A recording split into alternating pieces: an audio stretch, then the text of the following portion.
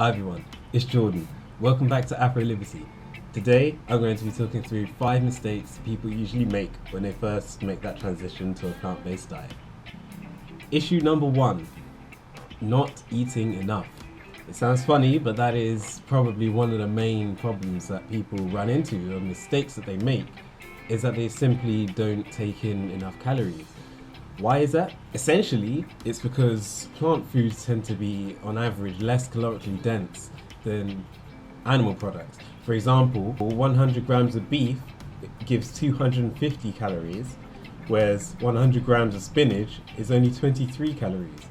Unfortunately, people often fall into the trap of believing that because the volume of food that they have on their plate is large, that their intake of calories is also going to match that, but it is just not the case.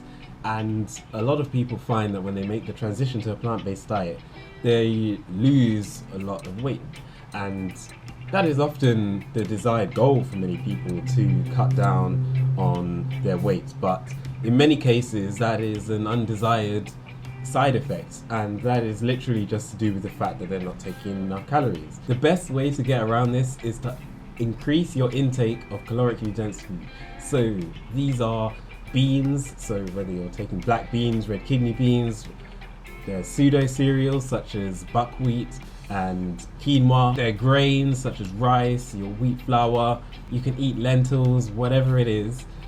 All these foods will help you meet your caloric needs, and not only that, they're full of loads of nutrients that we need anyway. So if you're not eating them already on a plant-based diet, then reconsider, make sure that you are eating them.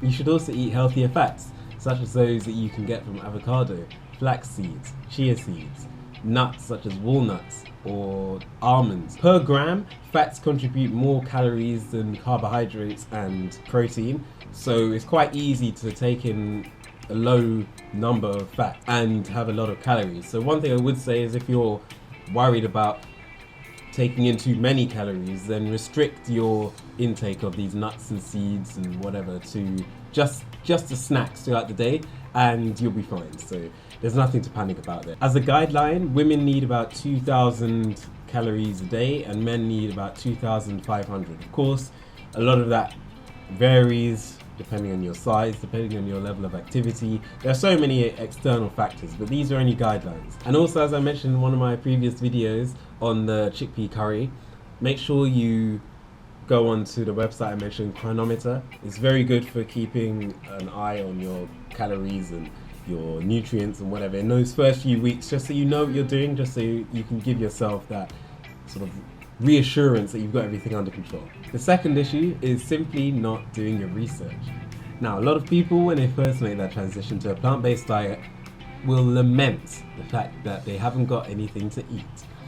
So what you'll find is a lot will end up doing is they will cook what they used to eat when they were omnivores and literally leave off the meat, or they won't sprinkle on the cheese, and they're left with a very boring, bland meal, because what they had cooked was the intention was to consume that with something else, and now that something else is not there, you've got a very empty meal. That's not the right way to go about it. What you need to do is get on Google, get on YouTube. We've got so much information out there, which is why the internet is a real blessing.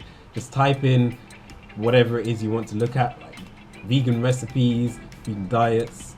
The BBC has got a lot of recipes that may be good for beginners. The Vegan Society, their website has got a lot of information there. How to make sure you're getting the vitamins you want. How to make sure you're getting the micronutrients and the macros and all of the rest of the fancy stuff. All the information is out there at your fingertips. So really and truly, before you make that trip to the grocery store and realize that you don't know what you're doing and you haven't got a clue what you can buy, because now you can't go to the dairy and the meat aisles, you've got to re-educate yourself. That's effectively what it's all about. I had to do it, and we all will have to do it when making that transition, and it's natural.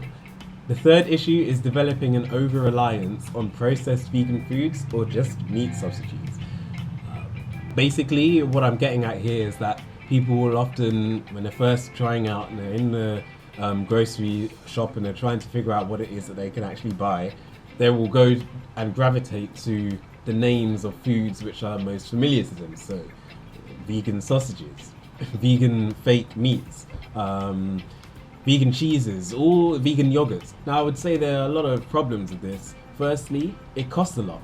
Supermarkets, manufacturers, because there's a lot of processing that has to be done in order to make something like a vegan yogurt or vegan cheese, it ends up putting a premium price on these products. And supermarkets know that the movement of people switching to plant-based diets is increasingly popular. So all of these sort of things where your people who are first trying to get off eating animal products will reach for, they're naturally going to put the prices up. So unless you are happy with spending a lot of money on these things, I wouldn't recommend doing it. Secondly, you often get into a comfort zone, or you get into a habit of eating foods which were basically just copies of animal products, and you never really explore or get to learn about all the whole foods, all the natural plants and fruits that are actually out there, which grew independently of anything that came from the meat or dairy industries. As I mentioned before, you're missing out on all the pulses, the legumes, the leafy green vegetables, the fruits, the grains, all of that. If all you're really focusing your diet on is how can I make it as much as it was when I was eating meat, then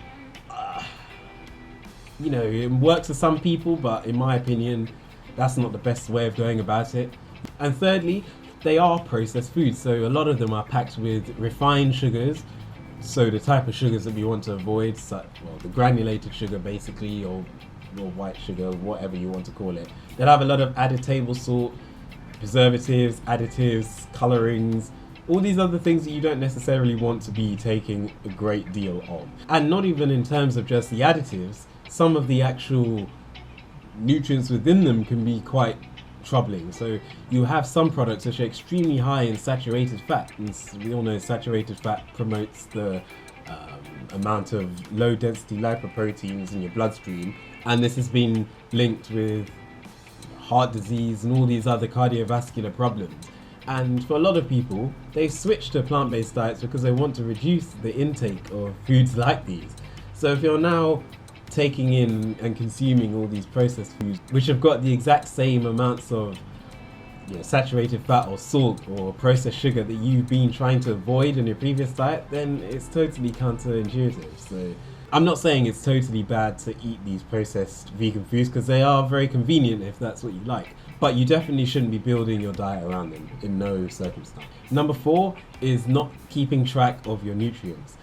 So a lot of people, when they make this transition, they often assume that, I can't possibly be deficient in anything. I made the transition to a plant-based diet because I wanted to avoid deficiency.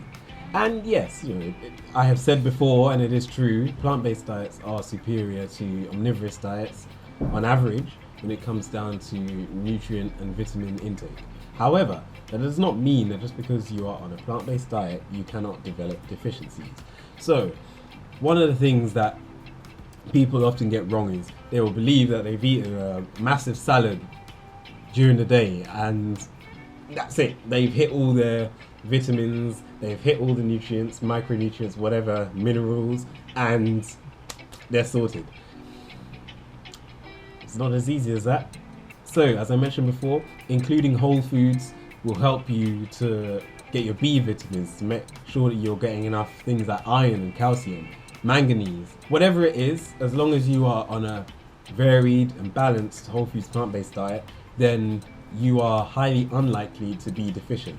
When you're only eating maybe 2 or 3 different types of fruit and veg throughout the day, you're not including any grains, you're not including any whole foods in terms of your pulses, your legumes, etc., then that's when you're starting to get into the danger zone. So again, if you're not sure how much you should be taking in order to meet your vitamins, to meet your nutrients and whatever, make sure, again, go onto Chronometer. It's fabulous. It helped me plan how much of certain things I should and shouldn't eat, and it got me basically to a stage now where I don't have to measure out how much food I buy, and now I can also go into a supermarket and know exactly which vitamins are in which food and how much of it I want to eat daily in order to make sure that I'm meeting my guidelines. So it's all about making sure that you know what's in your food and not just assuming that because you're eating plants, that means you're automatically super healthy. And number 5 is not enjoying yourself. Now, remember, you made the choice to make the transition to being on a plant-based diet for a reason. That something motivated you one day to say, I'm going to make this change and I'm going to try it out. So, you know all the benefits of being on a plant-based diet. You now know all the mistakes that you shouldn't make now that you're on your plant-based diet.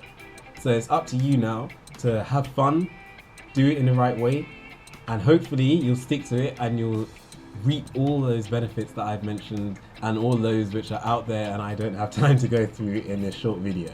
But remember, eating should not be seen as a chore. It should be seen as something that we do every day and it should be enjoyable. So thank you for watching this episode of AfroLivity. I hope these points and tips will help you if you're either new vegan or even if you've been a long-term vegan. Hopefully these points will help you on your journey, on your way to being 100% plant-based if you're not quite there, or to maintaining it.